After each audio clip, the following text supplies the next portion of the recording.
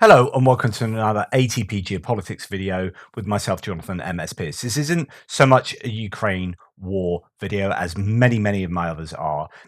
I'm just going to have a little delve into replying to what some people have said on one of my comment threads in reaction to my segment on Twitter and disinformation and moderation, and indeed, as some people interpreted, censorship here. I just wanted to respond to some of these comments because they were, I think, wholly wrong and the wrong way of doing conversation discussion. And just to explain myself a little bit more. So if you're not interested in that kind of stuff and you just want Ukraine war stuff, maybe this isn't for you. But although it is tangentially connected.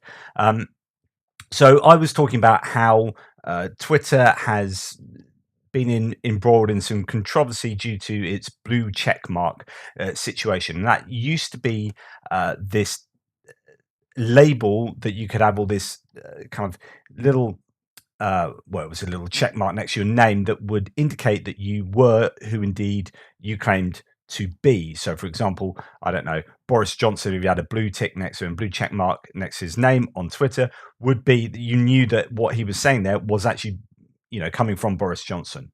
Um, that you had to go through some kind of verification process with Twitter to get that tick, and then Elon Musk took over Twitter, needed to get more money. I explained all this previously, but just really quickly, needed to get more money. So said, right, the blue tick's going to be costing $8 a month, and the orange or the gold tick for organizations, so you could know that organization was that organization, would cost $1,000 a month. And actually, it wasn't at all about verification. It was just about paying Twitter money per month. And then there was lots of backlash, and he kind of went back on that, and so on and so forth. And I was talking about how moderation is really important, and people don't understand how important it is. And we all do it, and we all need it in our lives. And people misunderstood that to say I'm some kind of censorship Nazi, and that there's only two positions: complete freedom of speech, free speech absolutism, and total Nazi censorship. And that there isn't some kind of demarcation anywhere in between those 2 points, and that I was advocating for moderation.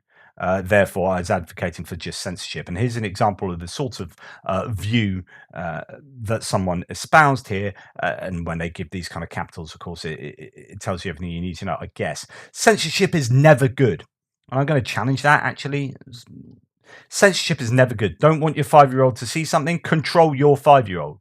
So I have to sit next to my. So one of the examples I gave was that would you want your child, your 5-year-old child, to switch on the TV in the daytime? 2 o'clock. You just give them some TV time, and they turn it TV on, and there's like hardcore pornography on the TV in front of them. Or should we have regulation in place to say actually you can't show that on terrestrial TV in the daytime, or on cable TV, just on the general channels, or on kids' TV show? Kids' TV show, and it's just got that in the middle of the TV show. Is that acceptable? So this guy says, you don't want your 5-year-old to see something, control your 5-year-old. As if I have to sit next to my 5-year-old 24 hours a day to make sure that they don't see something that's deeply inappropriate that might scar them. Hardcore violence on the TV, swearing on TV, racial abuse on TV or on the radio. Just in the daytime, I get in the car with my kids, driving to school or something, turn on the radio, there's just swearing and racial abuse on the radio. And I have to go, because I can't censor that, I can't turn it off. I have to just let my kids listen to it and go, well, that's their opinion. So the idea is that we censor all the time, or we moderate all the time. It's what we do. It's what parents do. So anyway, he says, if someone says something horrible, there will always be someone to tell them how stupid they are. I'm not saying how stupid they are necessarily. I don't want to listen to that here and now. I don't want my children to listen to that here and now. The censorship that you are advocating for is being used to protect criminals in power. I mean, just whatever. Just complete nonsense. And I didn't advocate any particular type of censorship. All I said is that moderation is sensible, but it will depend on the context and how much you moderate. And moderate isn't just about taking things away. Sometimes it's about, and we'll talk about this in a second, it's about incentivizing things for your platform or whatever. Moderation is a whole different bunch of stuff. So this kind of unnuanced approach to what I'm saying and straw manning my position, I really don't like. Stop being a sucker for the ploy in recent years to cause society's new thin skin, making it much easier to divide us all, and racism was fading until CNN suddenly started talking about it constantly, beginning one day in about 2014 or 15, and every day since. Their then's new political tool. Just goodness me. Twitter can now be trusted. Good job, Elon. I recommend you stick more closely to Ukraine. I had to stop watching when you advocated for the censorship that's been used by the corrupt. By the corrupt. Just oh my goodness, right. So demonstrably, Twitter can now be trusted less than it could before. I mean, demonstrably. So the move, okay, imagine the move has been successful and he's moved away from people being verified to have a blue check mark to just being able to pay for a blue check mark. Demonstrably, you cannot trust someone with a blue check mark is who they say they are. I mean, that is unutterably incorrect. It is just simply wrong. So that move to remove verification is a move away from trustworthiness. It's a move towards free speech absolutism or whatever. People can say what they like and they can pretend to be who they like. And we can't trust anyone. So therefore, misinformation and disinformation can spread. And indeed, there's been evidence to suggest that propaganda is now being far more freely spread by Russia and China, for example. So this has happened in the last, few weeks, few months. Indeed, Eli Lilly and company lost 15 billion or whatever it was off their stock valuation because someone pretended to be their company and say that insulin was now free and they were going to produce it for free. And then suddenly everyone sold their shares or whatever happened and they lost a huge amount of value. So people are sort of lying and taking advantage of this and scamming. So it is more. So when you are like me, trying to pay real close attention as to who is telling the truth and who isn't, and what is truth and what is disinformation, what is misinformation, things get more difficult when I cannot verify the sources that, or when someone can't verify for me the sources that I am using. It's a really big problem. So that comment, and you may be a really big fan of my channel otherwise, but to say something like that is just absolutely just flat out wrong. And it's this idea that any kind of censorship or that moderation is censorship for a start. I'd say censorship is a form of moderation, but it's a post hoc moderation. It's like what you do afterwards. You've said that, I'm going to delete you saying that. But again, censorship can mean many different things. Moderation means many different things. We'll talk about this in a second. But, this guy might be a great fan of the channel, brilliant. But saying stuff like that is not cool. It's just wrong. And then this is what I warn people against. Please don't do this. Please don't do this. So Major Tom 999 says, so you think I'm a 5-year-old comparing free speech to porn? No, it's entirely not what I'm saying at all. Goodness me. So when I present an example, right, it's exemplifying, in this case, a logic, or it's exemplifying that moderation is useful, at least in a single context. So the idea is you can't moderate at all. There should be absolutely no moderation. What I'm trying to do is called a reductio ad absurdum. I take it to a kind of ridiculous level, like the most crazy level. I say, right, would you let your child watch pornography? Would you let a 5-year-old child watch pornography on TV, etc., etc.? So I take it to that kind of level and say, right, if that is not acceptable, then there is at least one area where it's not acceptable here. And we can then find where along the journey from here to here, you would draw the line as to what is unacceptable and what is acceptable. What I'm not saying is that anyone who thinks that we should have free speech absolutism is a 5-year-old. It's just so again, this is a straw man. This is completely mischaracterizing what I'm saying, not understanding what I'm saying, and saying that free speech is the same as porn. No, I'm giving an example of where someone might use free speech, where free speech here is like showing pornography as a kind of communication of content, right? Or swearing, or being racially insulting or whatever, saying the most disgusting thing you can ever think to say, right? And saying that to your 5-year-old or to your 95-year-old or to anyone who doesn't want to hear that on TV, on like, you know, terrestrial television or whatever, or on radio, walk into a shop and it's on the radio, and you're like, that's offensive. I don't want to hear that. It's disgusting or whatever. Like that should be sort of moderated. So, and he says, "Dear Jonathan, you clearly know nothing about democracy or free speech. So apparently this is now democracy. I mean, gee whiz. Unsub from me, sorry, goodbye and good luck." So this is how someone inoculates himself from ever being, ever hearing the other side of the argument. In other words, this guy's actually censoring his entire life. This is a self-censorship. I mean, there's an irony there, isn't it? I will censor what anyone else says who disagrees, who I disagree with, and I'm going to say, I'm la la la la. I'm not going to hear you. I'm going to unsub from your channel. I'm not going to watch your videos again because you said something I disagree with. I'm going to completely misunderstand what you're saying, and I'm not going to listen to your argument properly. So he says, "Unsub from me, sorry, bye, and good luck. I don't like extremists and totalitarian people." Oh, sweet bejesus. I am not totalitarian or extremist. Goodness me, I'm like the opposite. I'm nuanced. I'm saying that there's an extreme here, and you are on one of those extremes, and there's an extreme over here, and that most sensible people draw a line somewhere in the middle. I didn't say where I draw the line, so I don't know how you can say I'm X or Y, because I've never actually explicitly vocalized where I draw the line. Do you know why? Because I don't know where I draw the line. I don't know how, because it depends what your platform is, what your position is. Am I in government? Am I just a simple human being? Am I in charge of Twitter? Am I in charge of YouTube? Am I in charge of this? Like, where would I draw the line? Well, it depends which context and who my audience is, and etc. etc. So ridiculous. So I don't like extremists and totalitarian people, nor do I, who are indoctrinated. I'm not, with what they think one can say and one cannot. Look, here's a simple question. Have you ever asked anyone to be quiet, shut up, guided them on what they've said, or what they have you ever guided your child? No, don't say that. You can't say that in public. You shouldn't treat your grandmother like that, or you shouldn't say that in that tone of voice.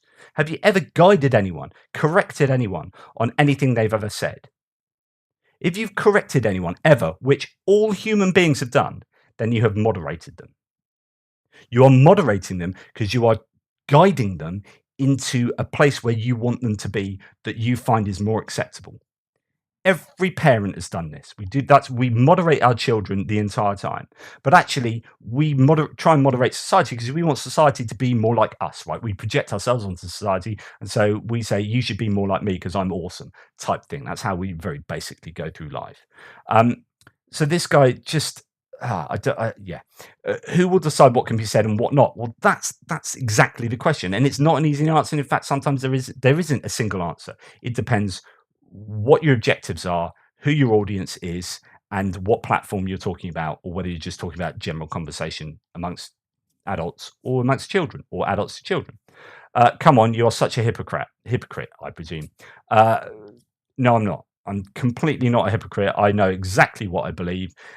It's nuanced, and indeed, it's so complicated. It's not complicated, but it's such a grey area. Then perhaps there isn't actually really any obvious answer, and it's very subjective. So it's difficult. But I'm not a hypocrite, and so on. And lots of comments like this. You know, lots of people more generally, you know, much nicer comments that still disagree with me. I agree with your views on Ukraine, but on free speech, not so much.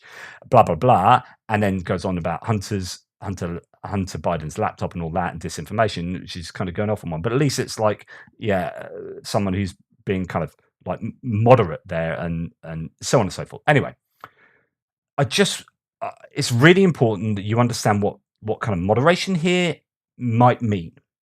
I'm going to, and by the way, I've done a much more in-depth video on freedom of speech that really lays out the philosophy behind what I'm trying to talk about. I talk about the Socrates paradox. I'll talk about things on a continuum and demarcating places on a continuum, that being fairly arbitrary, and everyone has a different idea, and no one's right and no one's wrong, essentially, objectively, and it's all kind of in our minds. So if you want to go and check that out, that is one I did earlier on in my journey on this ATP geopolitics channel. That's called Ukraine War Update Extra Freedom of Speech. I'll link it in the description below.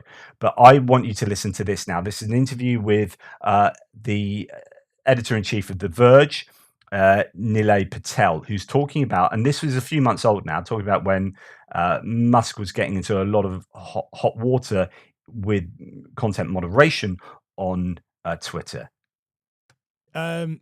Here's the problem with Twitter. Twitter is really small. We often forget this. We lump Twitter in with Facebook and Google and Snapchat and whatever. Twitter has 229 million monetizable daily active users. The number of people who show up on the service and that Twitter can serve ads to. Yeah. By the way, Elon tried to get out of the deal by claiming that number was fraudulent. So he believes potentially that number is even smaller. 229 million. Facebook has 2 billion users.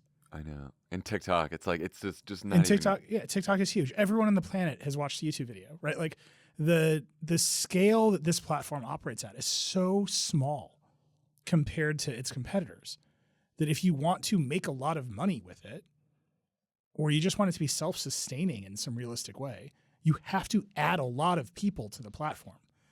To add a lot of people to any social platform, you got to make it nice. It's just got to be a nice experience. It's so important, right? You've got to understand this is a business decision as much as a controlling of content or what people say. It's a business decision. If you want advertisers to hang out there and spend their money with you, and if you want the most people to hang out on your platform, that platform needs to be as attractive to the most people as possible. And if most people don't want to hang out with complete nut jobs or people who are just really offensive and horrible, then they ain't going to hang out there and you ain't going to make money. So you can be the biggest free speech absolutist you want, but you ain't going to have a platform that's financially viable. Just so, you know, there are competing things going on here. There's a desire to make money and a desire to have a popular platform, and there's a desire to allow people to say what they like. But you've got competing rights here, and I don't want to get into the long weeds of human rights don't exist, right? So we construct them in our heads and et cetera, et cetera. Go and watch that other video. It kind of goes a little bit into that. But when you've got competing rights, which I've got the right to say what I like, well, I've got a right not to listen to you say really offensive things that I find disgusting, right? Whose right wins? Well, no one's right wins because we constructed them, and basically we just have to argue about it and then agree on it or disagree. And what happens if we disagree? Well, do we have a fist fight? Do we just go our own way? I mean, so, you know, sometimes there just isn't like this objective law that says you should be able to do this, you shouldn't be able to do this. It's about what we agree on and how we best navigate these tricky waters to create a society that we like to live in. What's the kind of world I want to live in? One where everyone just walks around screaming obscenities all the time, or one where we're all quite nice and respectful to each other? But where we can get angry and say things, or it's not saying these things are outright banned, but actually maybe there's a space where you can go and say those things or have a discussion about those things, but that you shouldn't be able to do that literally everywhere all the time. It gets quite tiring if your entire world is just constantly full of people being obscene or insulting or whatever it is that you might not want. You know, sometimes it's nice to just go to a place where just people are nice to each other, and I don't have to worry about that kind of stuff. So anyway, I digress. And to make a social platform a nice experience, you have to moderate the shit out of the content on it. And he's out there talking about free speech. So he's just stuck. He's made a bunch of promises that he can't keep without losing a ton of money. That's the point. That's attention. Free speech, making money.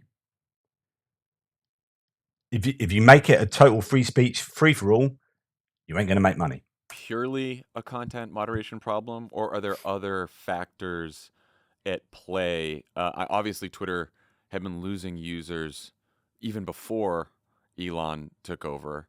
Why was it losing users? Was it just because of even though they had a bunch of content moderation policies in place, it wasn't good enough? Yeah, my thesis in the piece which comes at the end. This is not how you should structure a piece. This is the real editor-in-chief in me coming out. The thesis of the piece is buried at the end, right? It's not Elon's going to fail. The thesis of the piece is that the product a social network makes is content moderation. And if you don't recognize that early, you're always going to be chasing after flashy features. This is really important. So to go back to what these people said, like the whole point of all these different platforms is content moderation. You might think that's terrible. You might think moderation equals Nazi censorship, or the opposite to Nazi censorship, because you sound pretty fascistic. But do you know what I mean? Like, moderation isn't censorship, and it isn't extreme censorship either. It can be a lot of different things. Filters or whatever, instead of realizing that the user experience that somebody opening your app is having is totally determined by a series of decisions you make that incentivize some content and disincentivize some other content. Social network CEOs are not in control of their apps. The users are in control of those apps. All they can do is align some incentives to get the things they want to have happen. So YouTube, for example, in order to get a mid-roll ad slot in a YouTube video, you got to be around 8 to 10 minutes, right? So almost all YouTube videos are 10 minutes long. That's a decision that YouTube made. They're going to prioritize watch time on the platform, so they wanted longer videos. How do we make everybody make longer videos? We'll put a pot of gold at 10 minutes.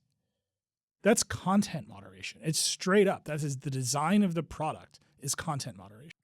So moderation is about guidance. It's about moderating the kind of content that you want, right? And that can be done by taking stuff away and saying, no, you can't do this, and putting rules in, or it can be by incentivizing the kind of behavior that you do want. Carrot and stick. We don't think about it that way, because when we talk about content moderation, we think about taking stuff down or hate speech or whatever. But it is as much recommending content or incentivizing creators or all this other stuff that fills in the boxes of the app. Elon has no plan to incentivize creators. Twitter had no plan to incentivize people to participate in Twitter. You show up on Twitter, you post a tweet, everyone yells at you, and that's your life. Right? Like, people get rich on TikTok. Warby Parker is an entire company that exists because of Instagram's advertising platform. That's not a thing you can do on Twitter. The only people who build their businesses on Twitter are like Substackers. So it's clear, I think, to everyone that Elon did not have a master plan or much of a theory when he took over this platform. But like, let's say, just for the sake of argument, a couple of weeks from now, a month from now, he's like, okay, I'm in the content moderation business. Like, he has made some initial moves that suggest at least that he wants to try to keep advertisers on board. He tweeted he doesn't want to make the platform a free-for-all hellscape. He's reportedly meeting with advertisers soon. And he said he plans on creating a content moderation council with widely diverse viewpoints. So here are his words. Like, do you think it's possible this could work? How would this work? I think it's possible it could work. Most social networks at the scale of Twitter, Twitter again is very small, but once you hit Twitter's scale and its sort of import, you arrive at a kind of steady state of content moderation, right? You say, we're not going to allow hate speech on the platform. We're not going to allow open sexism on the platform. Twitter is a little bit more permissive with nudity than other platforms and adult content than other platforms, sure. But there's a bunch of stuff that all the platforms say they can't do. Copyright law is an enormous exception to free speech. And this is a really important point. Like, and he talks about it in this kind of way. It's like, we don't bat an eyelid to so much moderation, so much censorship in a sense. Like, I am not allowed to put even reacting to videos like this, I have to be really careful. There's something called fair use rule, so you can use someone else's content enough, and then there are rules I think on YouTube about the size of it on the screen or whatever. But I can't use certain music, or if I do, then all the royalties or whatever, any advertising money goes to those people who own that music rather than this video or whatever. So no one bats an eyelid. Yeah, some people might get a bit annoyed here and there, but copyright laws are pretty much, unless you're a hardcore libertarian, that says that there should be no such thing as an intellectual property, but then you'd have no incentive for anyone to create anything and have any kind of business model on the back of creating it. Like I could write a book and then I wouldn't have copyright to it because someone could literally just copy that book and sell it themselves. I'm really like, well, I'm not going to bother writing a book then.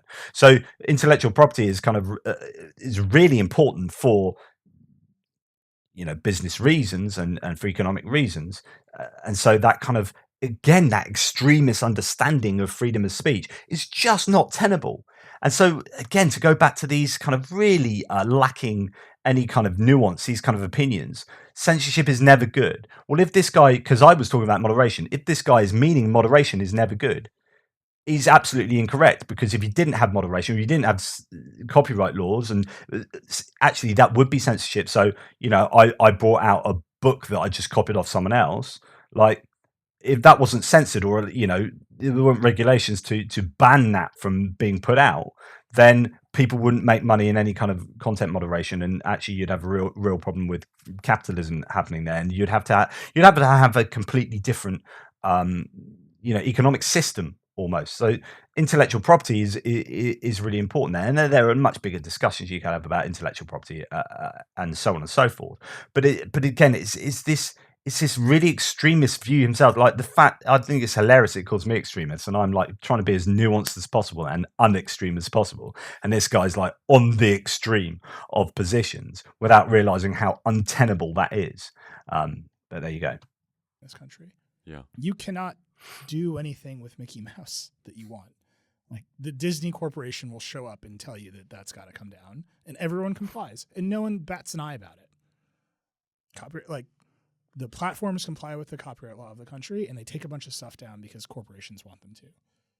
If you were a more strident free speech advocate, you would point out that this is a stunning hypocrisy, but we just let that happen. So you just end up in a place where there's all these things. So exactly. So a free speech advocate, if they're being genuinely that extreme, they would say, well, Netflix shouldn't exist because they shouldn't have the rights to what they've paid for showing on Netflix. Everyone should be able to just show that on their own platform. And you're like, well, then how are they going to get any money? It's like, so like moderation is just, and censorship in has many different aspects, and it in many ways is absolutely necessary to have the kind of functioning societies that we have. Things you have to comply with. There's all these countries around the world that have speech laws that are extraordinarily outside the bounds of our First Amendment. Germany has a hate speech law that basically says it has to come down right away. Canada has some proposed laws that would register journalists for access to the government. The Indian government requires social platforms to have employees in the country so that if they make a demand about blocking or restricting access to content, they can put them in jail. You have to provide the Indian government with potential hostages so that their threats are taken more seriously. The Iranian government will just kill people. They'll just issue the death penalty over social media posts. So if your context for a service like Twitter is the American First Amendment, you're quickly going to realize the world does not give a shit about the First Amendment. And you are quickly going to realize that the compromises you make to satisfy the advertisers on Twitter and to comply with all the laws around the world are going to immediately piss off all of the people on the right that you've made all these free speech promises to. And if they take the House in the midterms, or they take both the House and the Senate, the Elon Musk committee hearing is going to be like an all-timer, because they're going to hold him to account for saying, you promised us free speech and now you've got this council with liberals on it. Or now you're kowtowing to the demands of Iran. You're even kowtowing to the demands of Germany, which doesn't allow Nazis on the platform. He's got to walk a very fine line here. Yeah, and you also point out that, you talked about all the international challenges. You argue in the piece that a real threat to free speech is our own government, particularly laws in Texas and Florida that tell social media companies like Twitter how to operate. Like, do you think Elon's going to be a free speech warrior when it comes? And it's just really interesting because you can go down many different paths here. You can talk about like freedoms in general. It's like, I wonder whether someone like this, who says you should be able to say what you like, and you say, what's your position on abortion? Should a woman be able to do what they like with their body? Like, I wonder whether there would be a kind of hypocrisy. Is like, can people believe what they like? What's your opinion on different worldviews? Are you okay with people being Muslims, people being atheist, people being Christian, the wrong type of Christian, or what? I'm assuming or something of Biffy might be a completely different worldview. Do you see what I mean? It's like, uh, can people think what they like? Like, are you happy to be really hardcore about something over here, but when it comes to free speech, you're like, I'm a free speech absolutist. But actually, you'll find that many people who are free speech absolutists absolutely hate it when people say things they don't like. This is a really good point in case here. He's absolutely hated what I like, what I've said, like what I've freely said. And this guy hates it so much he's unsubscribed. Like, okay, fair enough, but that he's not censoring me. I can still say this, but there's still this idea that he's self-censoring. He's like, I'm not having any of it. And of course, because he doesn't want to hear that, so he can take himself away from my channel because he doesn't want to hear the kind of stuff I'm talking about. But what about your child who turns on the TV, or your granny, or walking into a shop where it's there, and you can't choose not to? You've seen it and you've heard it already, and there's nothing you could, because there's no moderation. So that kind of approach, that kind of like and the idea that everyone should be able to say what they like, and you can like give arguments back to them, but it's not always about debating arguments. It's about things that are just really horrible, or something you just don't want to see and hear at a particular time in the day, or all the time. And you just want I want to go out and I want to feel like I'm going to have a nice time. I'm not going to, when I walk into shops, I'm not going to hear consistently things that are just really, really abhorrent. I'm like, yeah, I get that you have the right to say that, yeah, but I don't want to hear it. I have the right to go into this shop and not have to hear that. I just want to do some shopping or go to a restaurant. I want to go to a restaurant and have a nice meal with my partner. Right? I don't want to have to go, right, if I go to this restaurant, I wonder if anyone's going to start yelling obscenities at the top of their lungs because, good old free speech. And I'll just sit there and go, well done, mate. Nice, because you're exhibiting free speech. And I really, really, really like the fact that you have the right to do that, rather than like, oh my God, you're ruining my experience. And so social media platforms are about your experience, and they don't want your experience to be ruined, because otherwise you won't go back there. Same with the restaurant. If the restaurant don't moderate how people act within the restaurant, so that it's a nice experience for as many people as possible, and people won't go to that restaurant and eat. So it's about moderating experiences, and that's what moderation is here. Now, what I'm not saying is you have to moderate so much that you are being some kind of totalitarian censor. And this is like what annoys me with these kind of views, is like, just because I'm saying that moderation is acceptable in to some degree doesn't mean that I'm a 100% moderation censor. It's ridiculous. It's just, no, there needs to be some. Where that line is drawn depends on what your platform are, whether you're YouTube, whether you are Twitter, whether you are a server on Discord, whether you're a server on Mastodon or something, and you can have different. Yeah, okay, that's acceptable over there, where you've curated this specific place where people go there for that, right? But if it's like a mass public space, an information space, then I'm more, and it's one that wants to attract as many people as possible, then it needs to be a place that is as enjoyable as possible, and they need to curate that enjoyment in the same way that I try and curate my own community here on this channel by getting involved and by talking with you and trying to foster this community. That, in a sense, that is a form of moderation. I'm moderating what goes on and set an example of how I'd like to converse with people, so that other people do that, and it moderates that community to being actually the kind of community I'd want, and I hope the kind of community that you would want.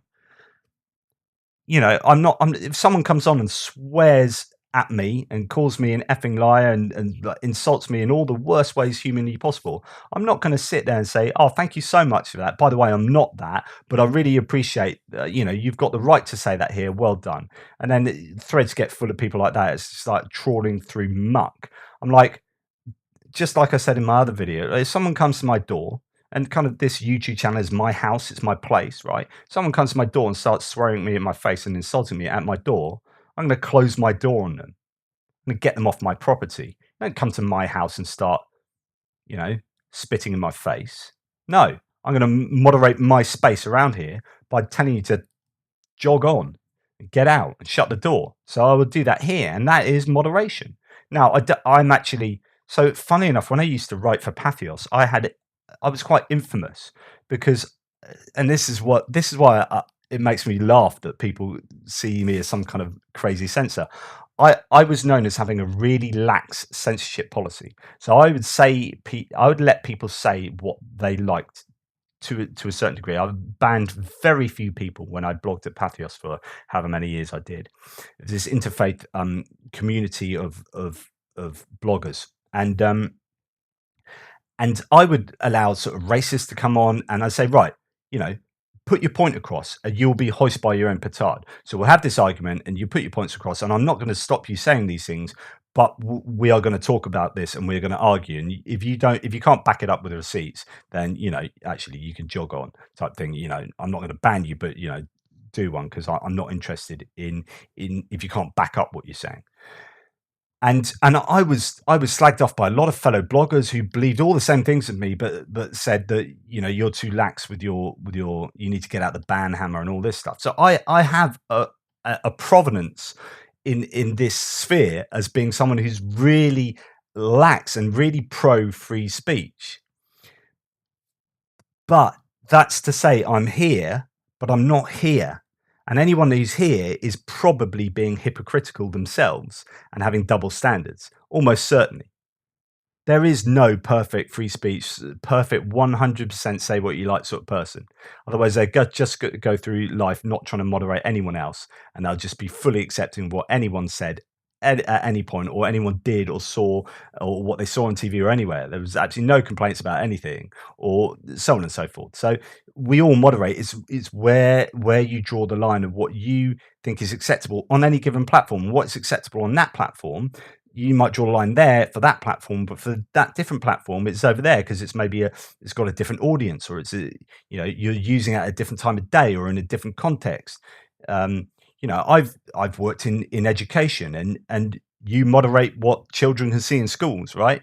You very carefully censor what gets through, and you have very tight internet rules for really good reason, like really good reason. If you didn't, I can tell you, I mean, I've experienced it, nightmares. So just moderation is good, it's necessary. How much you moderate and in what way, positive, negative, all the different ways that you can moderate, it's just highly contextually dependent. So I just wanted to it really annoys me. Comments like this really annoy me, and don't just go and unsubscribe, right? Let's have a conversation. You need to be able to back up your position and at least understand what my position is. Don't say, throw out a bunch of accusations of what I believe, which is completely incorrect, and then say I'm off because I think you're completely wrong. It's like you don't even understand my position. So let's discuss these things. Anyway, I would advise, there's so much more to this video. It's an excellent video from Pod Save America. Elon Musk has no plan for content moderation on Twitter, and just a much more nuanced conversation about really what moderation is, and not really talking about necessarily censorship. You could argue that that's a slightly different thing. Please check out my blue check debacle rears its ugly head again piece article on Only Sky. I've written a whole bunch of articles on Twitter and on Elon Musk. Another one entitled here it is, so it's linked in this article, called I'm a Free Speech Absolutist, asterisk. And just showing the hypocrisy of actually Elon Musk in his claims there, because he's actually not, and he's demonstrably not, and he's shown himself not to be. So if you're a big fan of Elon and you think, yeah, that's great, check that article out, because it shows very clearly that actually he needs to put his money where his mouth is. Fine, be a free speech absolutist, but don't claim you are one and then show that you're not one. but there you go. Please like, subscribe, and share, or just get really angry and unsubscribe,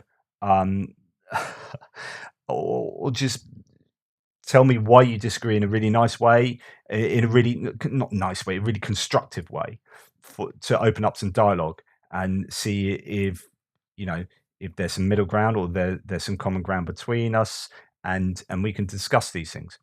Anyway, Toodle Pits, bit of a random one. See you later.